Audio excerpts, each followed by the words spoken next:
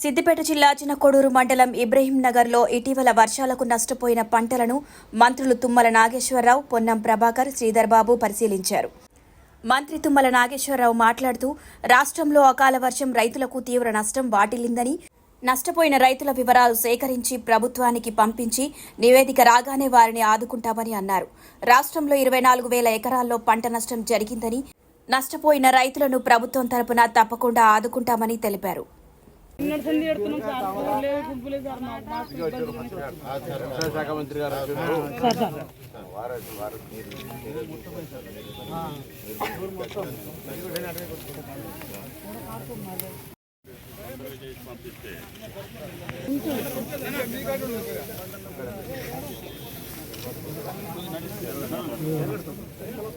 కొంచెం చూసుకోండి కింద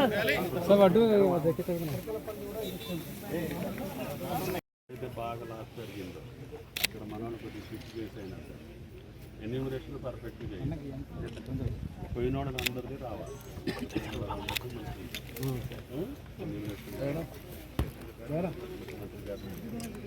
ఏం లేదు కాకపోతే మీరు లెక్క కరెక్ట్ పంపించారు.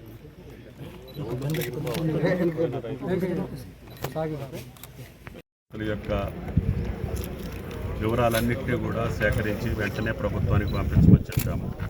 ఈ రోజుకి 24,000 ఎకరాలు సుమారు రాష్ట్ర వ్యాప్తంగా నష్టం జరిగింది. అందుట్లో పెద్ద ఎత్తున ఎక్కువ నష్టం జరిగింది సిద్దిపేట జిల్లా. అందుకని ఈరోజు సిరిసిల్ల అంతా సిద్దిపేట కలెక్టర్ గారికి కూడా విజ్ఞప్తి చేశాము. మీ దగ్గర నష్టపోయినటువంటి ప్రాంతాలు కొన్ని చూద్దామని. సాయంత్రం మళ్ళీ కొన్ని ప్రాంతాలు చూడటానికి ప్రయత్నం చేస్తాను. తప్పకుండా నష్టపోయినటువంటి రైతుకి ప్రభుత్వ పరంగా సహాయం అందించడానికి ముఖ్యమంత్రి గారు, కేబినెట్ కూడా నిర్ణయం తీసుకుంది. తప్పకుండా వాళ్ళకి సహాయం అందించే కార్యక్రమం తీసుకుంటాం. Thank you. Hi everybody, this is Kiriti Damaraju. Like, share and subscribe to Saira TV.